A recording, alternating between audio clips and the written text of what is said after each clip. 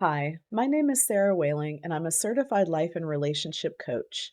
In my one on one coaching, I specialize in assisting clients in healing from narcissistic relationships, specifically if they were in the scapegoat role growing up or if they have experienced narcissistic abuse by a romantic partner or close other later in life.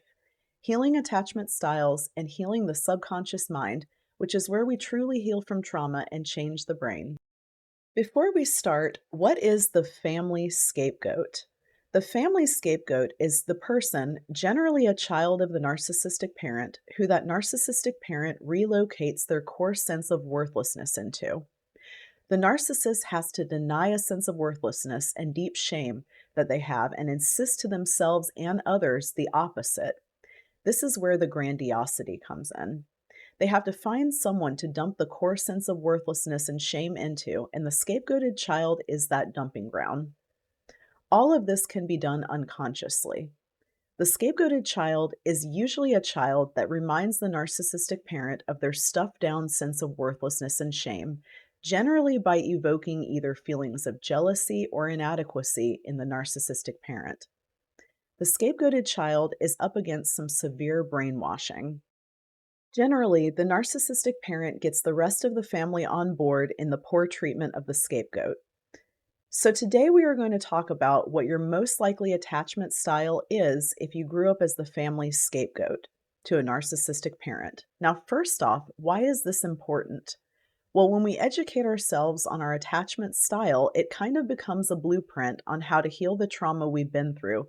In this case, the incredibly painful, harrowing experience of going through this specific type of abuse in childhood, or perhaps later in life via a romantic partner or a very close other. How does the attachment style become a guiding light to healing? Well, different attachment styles have different patterns that are generally hallmarks of that attachment style, so it can point to some key things that need healing in order to live our best lives, free of pain, set free from the abuse suffered. Many malignant narcissists love the idea that you can get away from them, yet you are still suffering from the abusive programming that they instilled before you gained distance. Remember that until we heal, we, in some way, shape, or form, have become the abuser in relationship to self.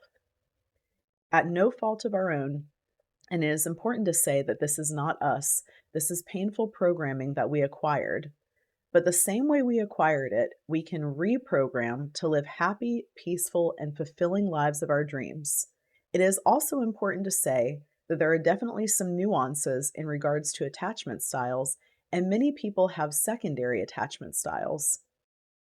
And in the case of a fearful avoidant, there is a spectrum since a fearful avoidant generally has lots of core wounds on the anxious side of the spectrum and the dismissive side of the spectrum because they generally have more trauma overall than other attachment styles.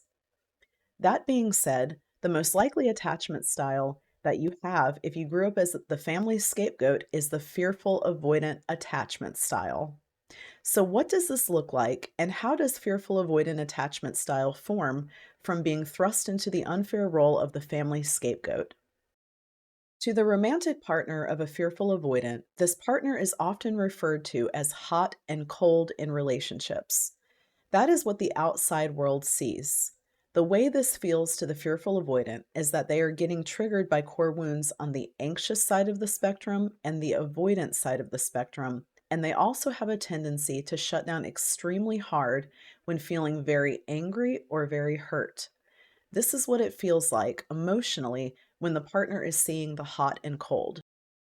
Fearful avoidants tend to have the most core wounds out of the attachment styles, and some of their top core wounds are I cannot trust slash I will be betrayed, I am unsafe, I am unworthy, I am bad, I will be abandoned, and some particularly high on the list for fearful avoidants who have specifically experienced narcissistic abuse are I cannot trust slash I will be betrayed, I am unimportant or I am disrespected, I am undeserving, I deserve abuse or I don't deserve protection, I am physically disgusting or I am ugly, I will be abandoned, and I am unworthy.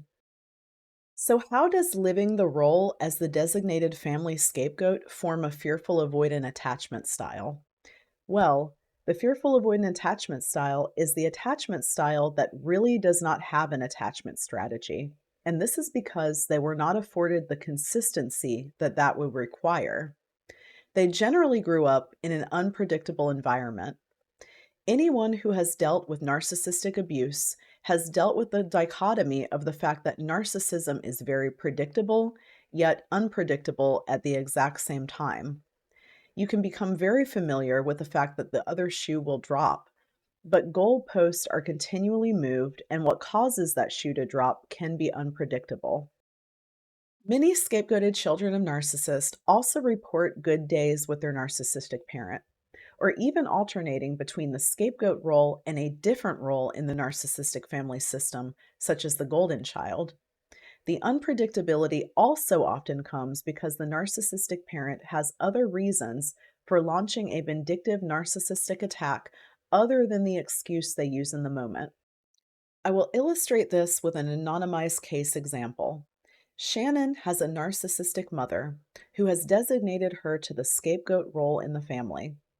Shannon has just started high school. Her empathy, ability to connect deeply, friendliness, and fun nature as a person resulted in her gaining many genuine friendships with people she had a lot of fun with.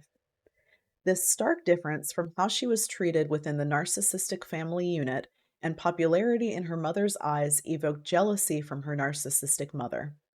When Shannon was invited to a social event over the weekend, her mother unleashed a vindictive narcissistic attack later that day for Shannon not properly doing chores around the house. And Shannon was made to cancel these plans as punishment for her transgressions. Her mother found an excuse to unleash her narcissistic rage, go on a tirade, and take revenge on Shannon for reminding her of her feelings of inadequacy. The only thing closest to an attachment strategy that a fearful avoidant forms is hypervigilance. This is a hyper focus on what is going on around them, their environment, patterns of behavior in other people, even micro expressions in others. This is why you can't put much past a fearful avoidant. It is almost a superpower. Fearful avoidant attachment style is also the attachment style formed out of outright abuse.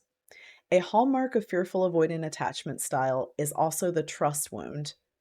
This is one of the biggest, deeply rooted, almost into the unconscious wounds that a fearful avoidant has, and being the scapegoat child to a narcissistic parent is rife with betrayal and not being able to trust. It makes sense that if you cannot trust the person you are relying on for survival, how that might stand to reason that the world as you know it is an untrustworthy place. Fearful avoidants are also often without boundaries in some way or another in their close relationships. Being the scapegoated child means you grew up having to deal with constant boundary violations of all kinds, and often don't even know you have an issue with boundaries or even know what boundaries are until you learn later in life. Well, I hope that this video was informative and helpful to point you in one of the directions in your healing journey as a scapegoat survivor of narcissistic abuse. On this channel, I post a lot of content on healing from narcissistic abuse in childhood or close relationships later in life, so please do subscribe if you don't want to miss any future videos on this topic. I share free content here and also help clients one-on-one virtually to heal from the specific type of abuse. I will also be launching some courses in the future, so stay tuned for that. If you found this video helpful, please like and share, and thank you very much for your engagement on this channel.